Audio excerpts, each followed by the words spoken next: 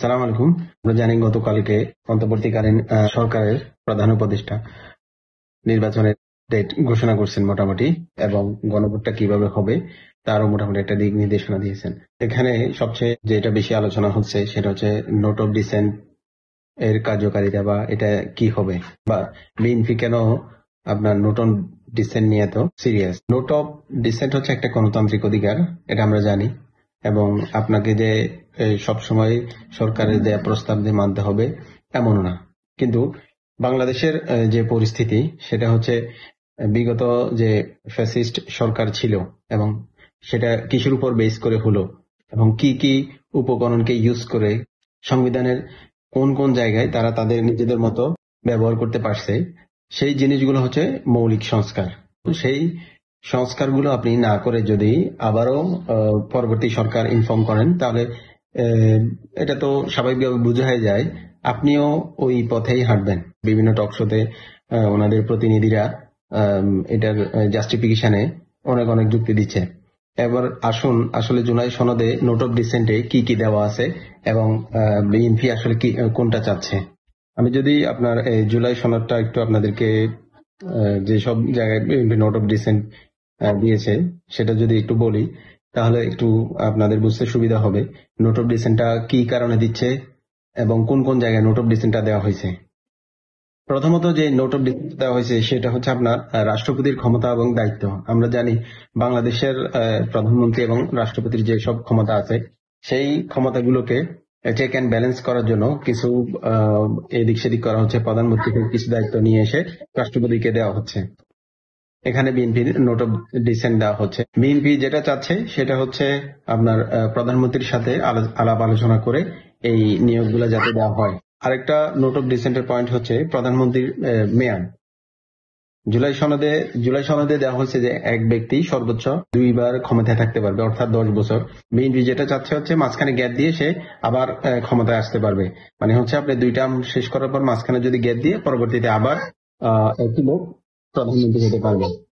বাংলাদেশে যেসব সাংবিধানিক প্রতিষ্ঠানে নিয়োগ প্রক্রিয়া আছে, বিএনপি সবগুলোতেই মোটার দাগে নোট অফ ডিসেন্ট দিয়ে রাখছে।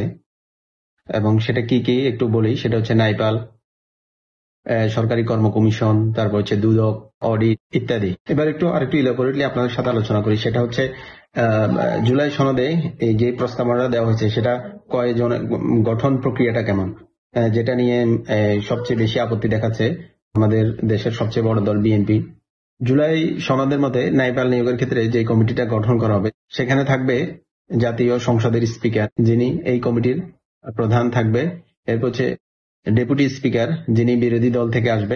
3 নম্বর হচ্ছে একজন সংসদ নেতা। 4 নম্বর হচ্ছে বিরোধী দলীয় নেতা। 5 নম্বর হচ্ছে বাংলাদেশের রাজনীতিতে দ্বিতীয় বৃহত্তম দলের একজন প্রতিনিধি। 6 নম্বর হচ্ছে রাষ্ট্রপতির পক্ষ থেকে একজন নিরপেক্ষ প্রতিনিধি, এবং 7 নম্বর মেম্বার হচ্ছে প্রধান বিচারপতির প্রতিনিধি হিসেবে আপিল বিভাগের একজন বিচারক। এই টোটাল 7 জনের সমন্বয়ে এই কমিটির গঠন করা হবে। এখন এখানে বিএনপি বলতেছে যে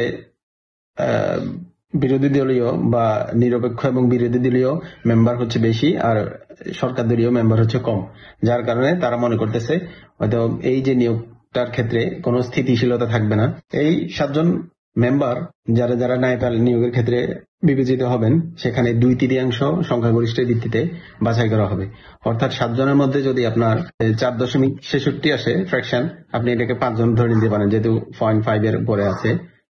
5 জন মিলে যাকে চুজ করবে তিনি এই নাইপাল নিয়োগের ক্ষেত্রে বিবেচিত হবে।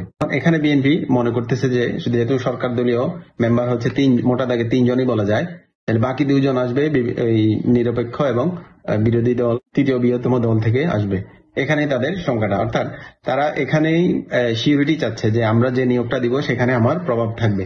আমি বিভিন্ন বিএনপির বেশ অ্যাক্টিভিস্টদের কথা শুনলাম, এবং তাদের মোটা দাগে কথা এটাই যে এখানে সরকার দলের প্রতিনিধি থেকে এবং বিরোধী দল বা নিরপেক্ষ দলের ইয়াটা বেশি। এইখানে হচ্ছে তাদের ভয়। নোট অফ ডিসেন্টটা দেওয়া হচ্ছে এই কারণে তাদের নিয়োগ প্রক্রিয়াটা যাতে তাদের আন্ডারে থাকে। তো যদি এরকমই হয়, এই নিয়োগ প্রক্রিয়াটা যদি আপনি এখন থেকেই সিউরিটি চান যে আমি আমার লোক নিয়োগ দিব, তাহলে তো আপনার এই সংস্কার করার কোনো মানে হয় না। তাহলে তো আলটিমেটলি আপনি এখান থেকেই সিউরিটি নিচ্ছেন যে আমি আমার লোকই বসাবো। এবং সে আমার কথাই শুনবে, যেটা এতদিন হয়ে আসছিল। মোটা দাগে যে সাংবিধানিক যেসব নিয়োগগুলো আছে সবগুলোতেই 7 জন বিশিষ্ট একটা কমিটি থাকবে এবং 2/3 ভিত্তিতে বাছাই করা হবে। এবং এই 2/3 ভিত্তিতে বাছাই করাটাই বিএনপি চাচ্ছে না, এই কারণে নোট অফ ডিসেন্ট রাখছে। তারা তাদের মতো করে হয়তো নিয়োগ প্রক্রিয়াটা দিবে। এই হচ্ছে মূল কাহিনী। আপনি নোট অফ ডিসেন্ট আপনার গণতান্ত্রিক অধিকার, বা আমাদের প্রত্যেকের জন্য, প্রত্যেক রাজনীতিবিদদের জন্যই, রাজনৈতিক দলের জন্য নোট অফ ডিসেন্টটা দিতে পারে। এটা তার গণতান্ত্রিক অধিকার, যেটা বিভিন্ন টকশোতে 2-1 দিন দেখতেছি রাকিব নামে একটা ছেলে খুব বোল্ডলি বলতেছে। কিন্তু সংবিধানের কিছু মৌলিক সংস্কার আছে যেটাতে আপনি যদি একমত না হন বা সমন্বয়ের ভিত্তিতে, এই যে আমরা ইনক্লুসিভ পলিটিক্স সবাই মুখে জপতেছি, এখন ইনক্লুসিভটা কিভাবে হবে? সবাই মিলেই তো আপনার একটা নির্দিষ্ট গোল অ্যাচিভ করার জন্য যে কার্যক্রম করবে, সেটাই হচ্ছে আপনার ইনক্লুসিভিটি। আর এই যে মৌলিক সংস্কারগুলো, এগুলোই হচ্ছে দেশের সাংবিধানিক প্রধান নিয়োগ। এর মাধ্যমে হচ্ছে পুরো দেশটা নিয়ন্ত্রিত হয়। এরা হচ্ছে দেশের মাথা। এখন এই মাথাতে যদি আপনার পলিটিক্যাল ইনফ্লুয়েন্স থাকে, বায়াসনেস থাকে, তাহলে তো ওই যে আলটিমেটলি বললাম, কোনো চেঞ্জই হলো না। আপনি 84টা ধারার মধ্যে যেটার প্রভাব হয় সেটা আপনি নোট অফ ডিসেন্ট নিয়ে রাখছেন। এবং সবচেয়ে খারাপ লাগার বিষয় হচ্ছে এই বিএনপির মতো একটা বড় দল, তারা সবসময় না এর পক্ষে থাকতেছে। জুলাই সনদের এখন না ভোট করতেছে, কিছুদিন আগে না ভোট ক্যাম্পেইন করছে ইভেন, এবং কি এই যে নির্বাচনের যে ঘোষণাটা দিল, সেখানে গণভোট এবং নির্বাচন একই সাথে হচ্ছে। এটা তো ওনাদের চাহিদাই ছিল। তারপরেও ওনাদের এখানে আপত্তি হচ্ছে, এখানে রাষ্ট্রপতি কেন আপনার সাইন করলে, যেটা সাংবিধানিকভাবে সাংঘর্ষিক।